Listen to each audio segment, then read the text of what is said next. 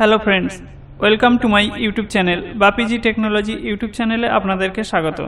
এই এলইডি যে টিভিটি রয়েছে, সোনি কোম্পানির এই এলইডি টিভিটি রয়েছে আমার কাছে।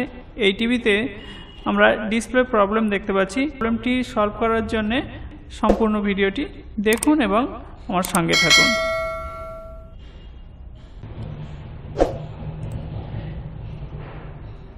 এই যে সোনি কোম্পানির এলইডি টিভিটি রয়েছে, এই টিভির পিছনের যে ব্যাক কভার দেখতে পাচ্ছেন, স্ক্রুগুলি খুলে নেব।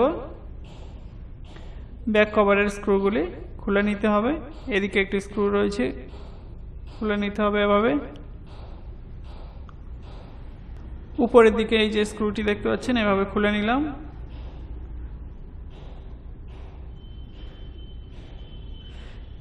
সমস্ত স্ক্রু খোলার পর এখানে একটি স্ক্রু রয়েছে, বাদ পড়েছিল স্ক্রুটি, বাদ পড়ে যাওয়া স্ক্রুটি খুলে নিলাম। কভারটি ওপেন করার জন্য এভাবে দুই দিকে ধরতে হবে, একটু টান দিতে হবে। লক আছে, লক খুলে নিতে হবে। তিনটি লক আছে এখানে, এই লক তিনটি খুব সাবধানে খুলতে হবে, ভেঙে না যায়। এভাবে লক থেকে খুলে নিলাম। লক থেকে বেরিয়ে এসছে দেখতে পাচ্ছেন।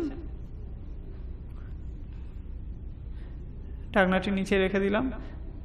এখানে অতিরিক্ত ময়লা জমে গেছে দেখতে পাচ্ছেন। এই ময়লাগুলি আগে পরিষ্কার করে নিতে হবে। এর মধ্যে এতটাই ময়লা জমে গেছে যে ছোট ছোট পোকামাকড় এর মধ্যে ঢুকে গেছে। সাইড থেকে দেখতে পাচ্ছেন এখানে। আগে ক্লিন করে নেব বোর্ডটি। স্পিকারের আশপাশে সমস্ত জায়গায় দেখতে পাচ্ছেন এখানে অতিরিক্ত ময়লা নোংরা আবর্জনা জমে গেছে। এগুলো পরিষ্কার করে নিতে হবে ব্রাশের সাহায্যে, খুব সাবধানে। কোনো কেবিল খুলে না যায় বা কোনো সার্কিটে না আঘাত লাগে, সেভাবে আমাদের পরিষ্কার করতে হবে।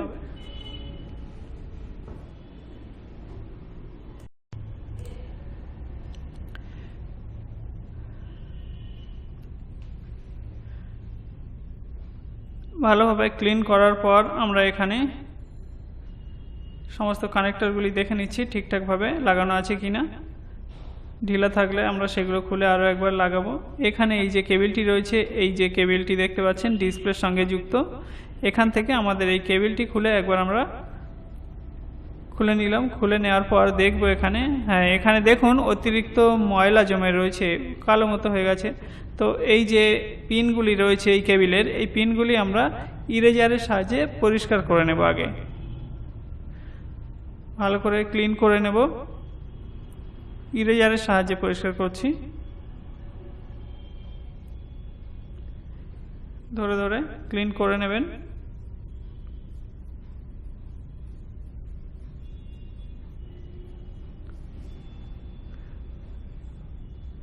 একটু সময় দিয়ে পরিষ্কার করে নিলাম। নেওয়ার পর আমরা এই কেবিল কানেক্টরটি যেখানে লাগানো ছিল সেখানে দেখতে পাচ্ছি কিছু ময়লা জমে আছে। এই ময়লাগুলি পরিষ্কার করে নিচ্ছি ব্রাশের সাহায্যে।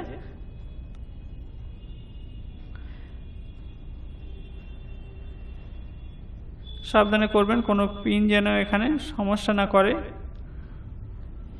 এখন কেবিলটি আমরা আটকে দিচ্ছি, লক করে দেব শক্তভাবে, কেবিলটি যাতে বসে যায়। এখন এই এলইডিটি আমরা চালু করব। তার জন্য আমি এখানে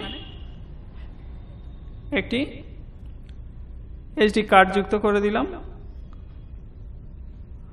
পাওয়ার যুক্ত করে দিয়ে একবার চালু করে দেখে নেব। পাওয়ার কানেক্ট করে দিলাম।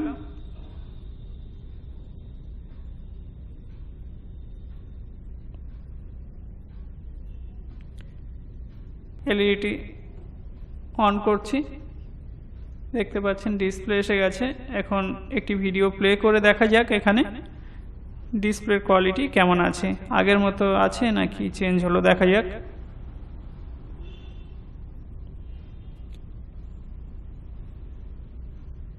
ভিডিও প্লে করলাম, দেখতে পাচ্ছেন এখানে যে ভিডিও এসছে আগের যে ভিডিও ছিল সেই ভিডিও থেকে অনেকটাই তফাৎ দেখতে পাচ্ছেন এখানে। আগের ভিডিও আর এখন ভিডিওর মধ্যে অনেক তফাৎ হয়ে গেছে।